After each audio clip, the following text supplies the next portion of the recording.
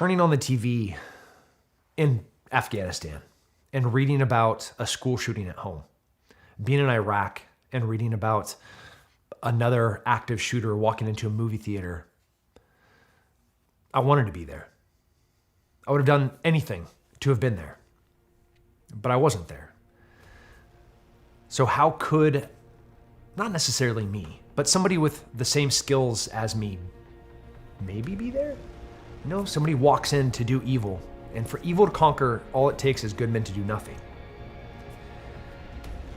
But if there's good men that can do something, when those evil men walk in, it's just one person being like, no, man, not today.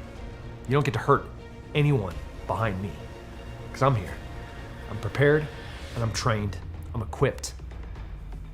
And this is where your dream of doing evil ends, right here, because I'm here. I'm gonna put you on the ground, and that's the end of your story.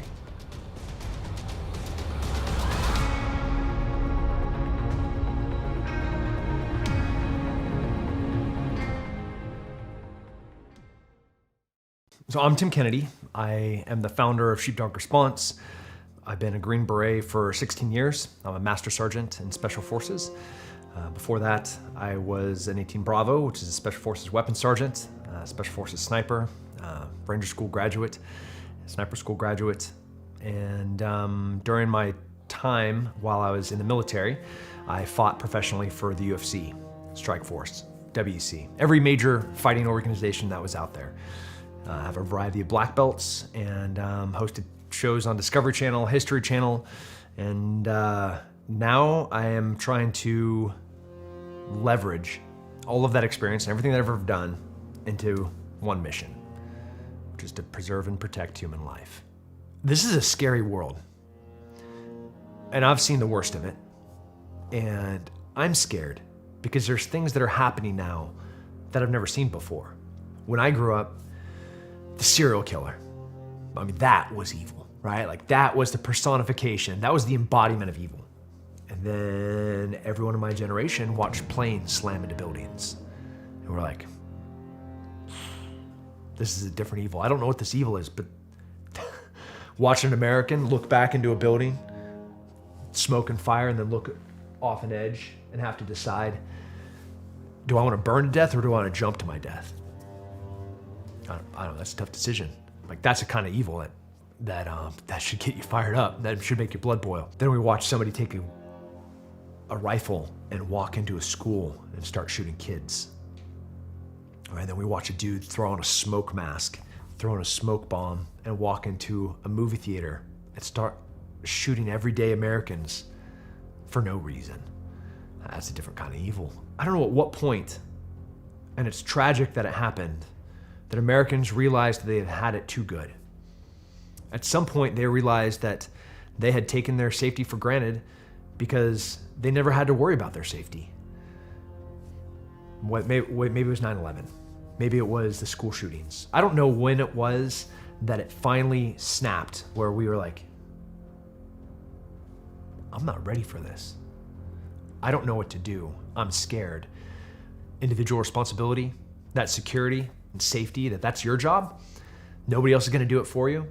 Those two things colliding created this movement of people wanting and needing to be prepared for whatever happens.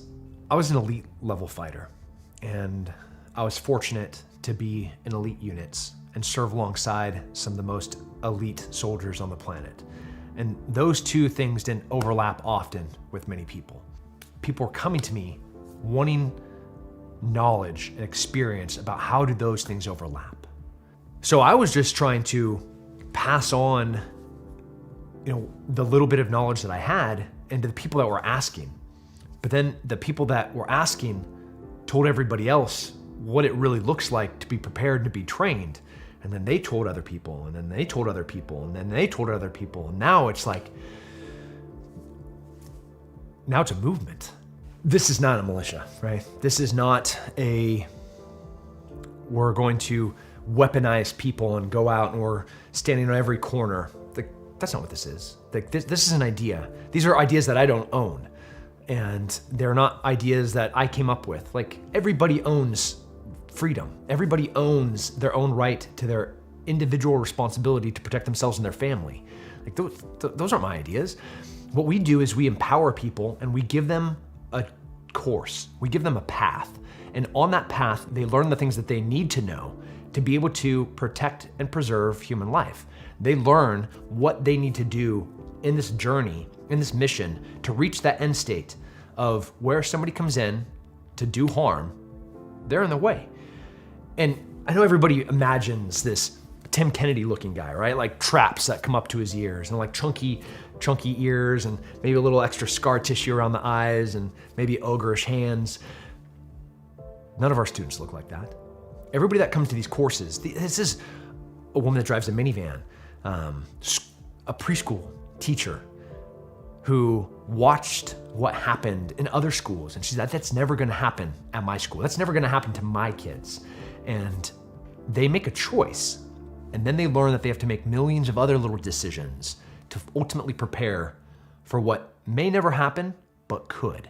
All those millions of little decisions are gonna lead to success or failure in that moment. You might be there when that person comes in. You might hear that blood-curdling scream of fear, pain, and agony. You're not gonna rise to the occasion, you're gonna fall to your level of training. And if you're trained and you're prepared, you have all of your colleagues, all of your fellow associates standing behind you. They don't know what to do, they're not ready, but you are. And that's everybody in this course. Everybody that comes to these courses, the only commonality that they have is a desire to want to protect other people. And that's a powerful thing. Look around you. We're in a padded room, climate controlled, with a bunch of people that love each other and are collectively trying to get better, right? You're fucking dying on the mats. It does not get any more forgiving than this. There's no concrete, there's no asphalt, there's no broken glass. There's just everything that's led to this minute, all those millions of tiny little decisions. What did you drink? How much did you sleep? How hard have you been working? How much have you been training? Have you grappling? Have you been to judo, jiu-jitsu, boxing, shooting? All of those millions of little decisions are going to determine success right here. In reality, when you have to do these things, it's going to be in the worst imaginable conditions, not the best. So you have to be able to do this in the worst place at the worst time. You don't get to pick the when, the where, the who, the what, the why of these things happening, right? Some bad guy's, whatever his motivation is, he gets to choose why he's doing it. Wherever that's gonna happen, he gets to pick where that is. When it's gonna happen, he gets to pick when that is. Who it is, I don't get to pick who the bad guy is. What he's gonna use, that's also up to him. I just have to be ready for it. Like, I know this firsthand because I've been owned. I've been in Afghanistan with no bullets left, looking across the battlefield, seeing dead bodies, trying to decide what body am I gonna crawl to try and recover some bullets. I've seen friends lose limbs. I've seen friends shot. I've been to more funerals than I could count. I don't wanna go anymore. I don't wanna lose any more friends. And I definitely don't want it to happen on American soil. So I know that this is what you have to do if you wanna garner any kind of success. Success means that you win and they lose. However that happens. If you think a bandage will stop bleeding, you are wrong. If you put a bandage on something that is bleeding, you are just trying to make it go away out of your eyesight. And that will not save anybody's life. Not even a little bit. In this preserving and protecting human life mission, you have two basic jobs. You gotta let the blood out of the bad guys, and you gotta keep blood in the good guys. A lot of people in this world, tactical, preparedness, security, safety, whatever label you want to throw on it, they like to do the sexy stuff, right? Like they want to run and gun and shoot and look ripped and put on body armor, and that's only a little bit of what you have to be prepared for. You also have to keep the blood in the good guys, right? The good guys might be your kids, that might be your wife, that might be a police officer as you're driving down the road, that might be just a vehicle collision and there's an amputation and there's just blood pouring out. Do you know what to do? I'm not asking anybody to go light. We're not training light. We're training for real. You're gonna put real tourniquets on people and get a real tourniquet effect on my instructors. okay? And they will look at you and tell you if your tourniquet is garbage. That's what this class is about, because that's the part that people don't think about. That's the part that kills people, is people don't understand how to manage the situation. It's actually a very liberating feeling to know that if the shit hit the fan, I'd know what to do, or at least I could make use of the things around me. Most people say, oh, I don't want to do that, I don't want to live my life like that. Like living your life not in the know, you're just asking for it. Knowing, that's comfort. That's when you can relax and go, yeah, I got this. Do you know how to pack a wound? Do you know how to put on a tourniquet? You're like, these are my bags I just came from the airport, and you could open every single one of them to include my carry-on, and you're gonna find multiple tourniquets in every single one of those, and an IFAK in my carry-on. Like you pull out of my carry-on an IFAK and be like, hey, that's handy.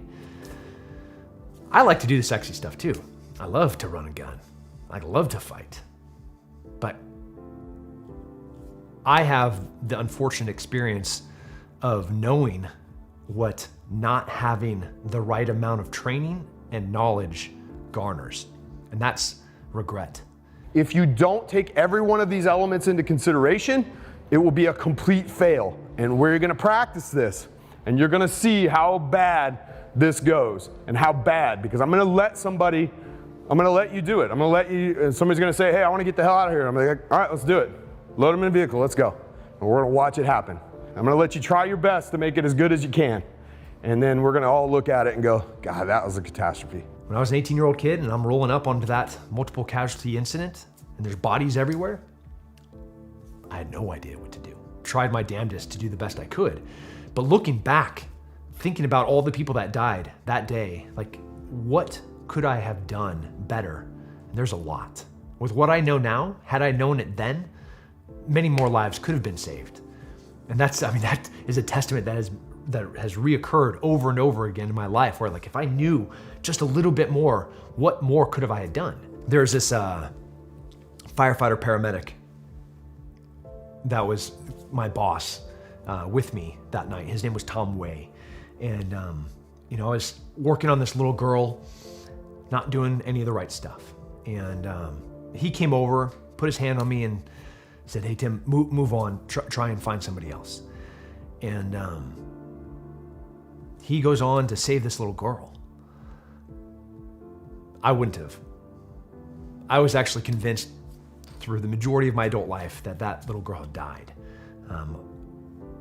But Tom came in with experience, with training, with knowledge and equipment, and he saved that little girl.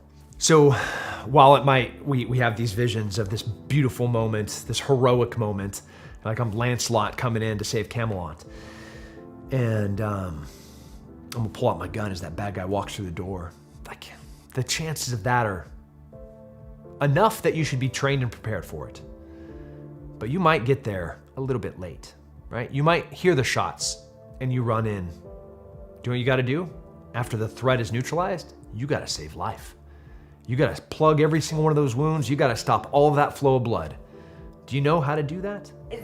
You're putting an NDA in here. He does not accept it. He fights you. He's like, get that freaking thing out of my face. No. Hey, everyone shut up. There you go.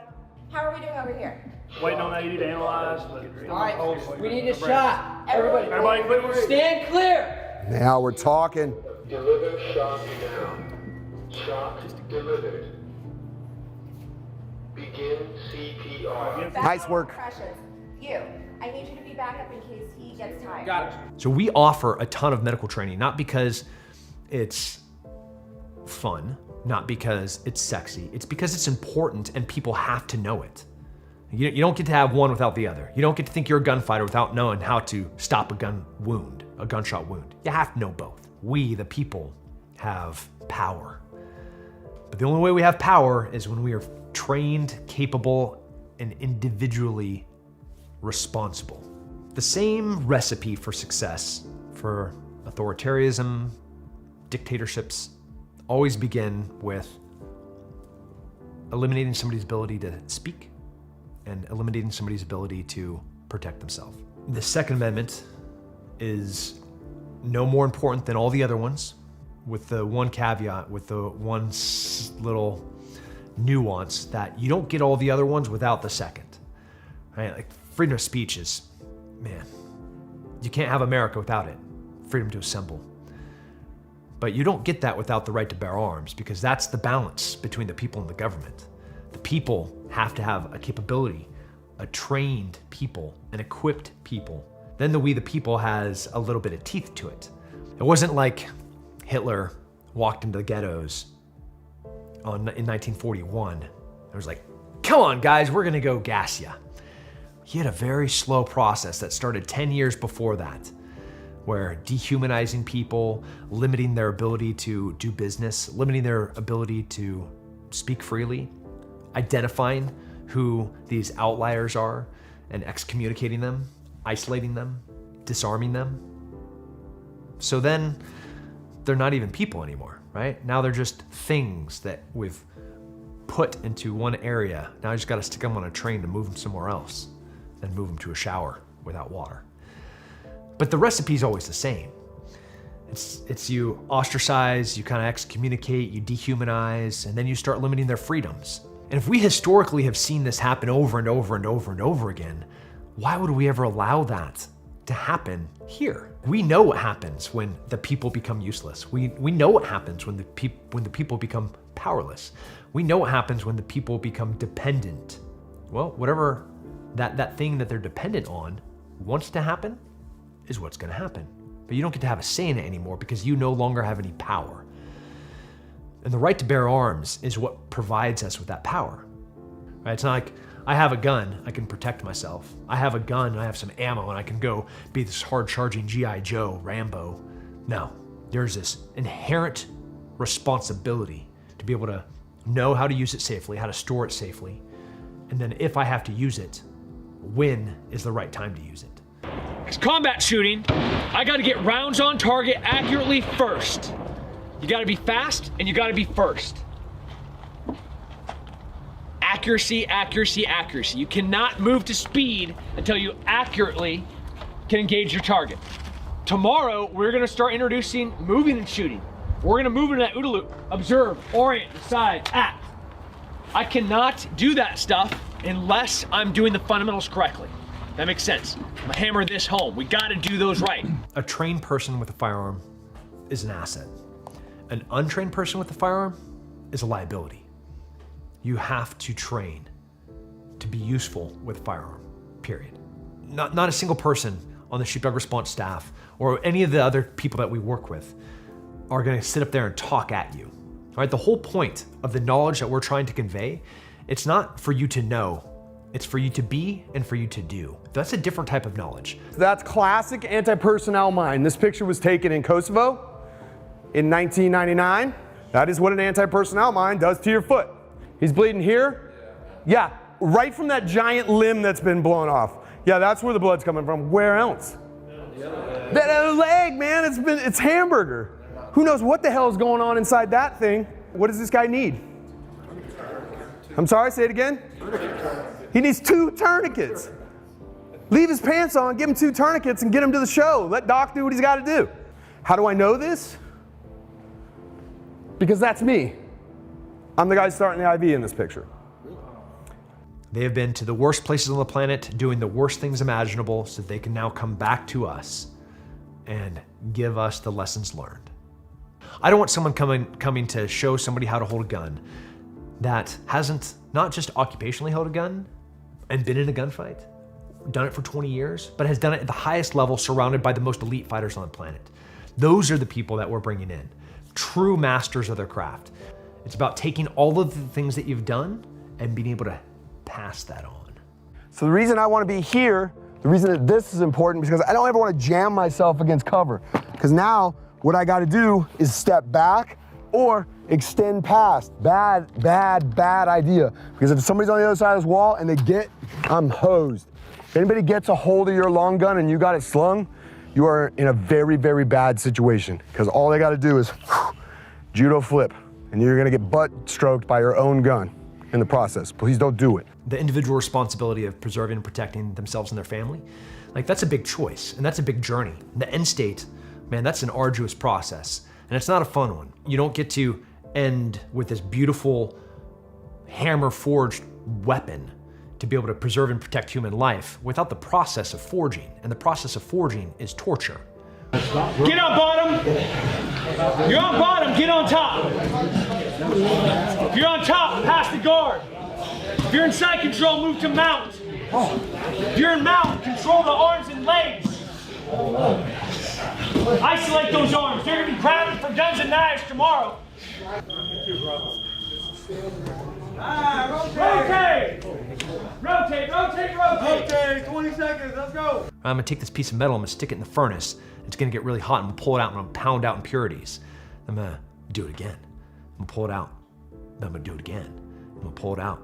I'm gonna hit this one a little bit more for longer. Then I'm gonna do it again. That process you're doing to your body, you're doing to your soul, and you're doing to your mind. And that motivation can come from a lot of different areas. Sometimes it's fear, sometimes it's love. Fear for what could happen to your family. Love of your family, knowing that it is your responsibility to protect them. For a lot of people like myself, I had that motivator. That is what I wanted to do. Now I have another one, and it's a less pleasant one. It's regret. It's shame. And it's pain of knowing that I didn't know enough.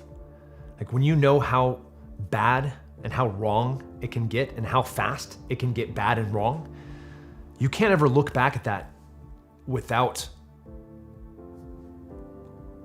I don't know what to call it. I mean, it's like a knife, it's a stab, it's a joust that goes straight through your soul. And regret doesn't even get to scratch the surface. You know, this isn't like survivor guilt.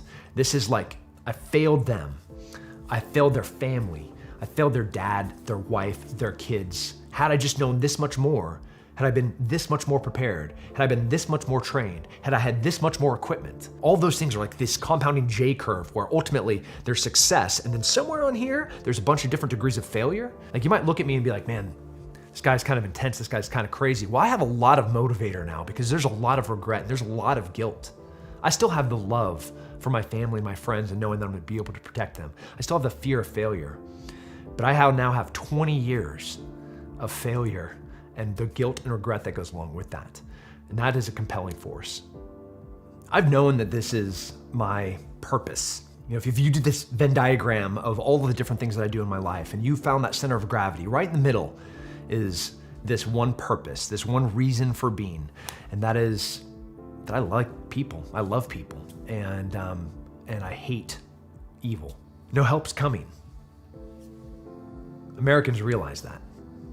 And now they're doing something they've never done before, which is started a path, started this journey, this process to be able to ensure that their family's safe. That's what I want.